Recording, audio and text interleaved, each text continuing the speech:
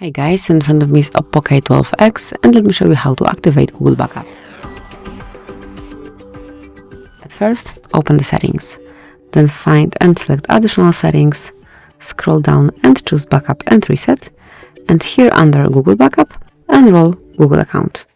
And now if you want to activate backup on your device, just mark data that you want to backup. In my case it's everything.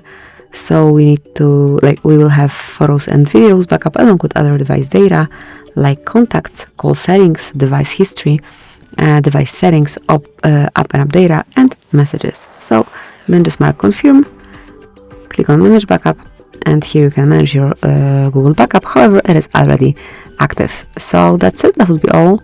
Thank you for watching. Please subscribe our channel and leave the thumbs up.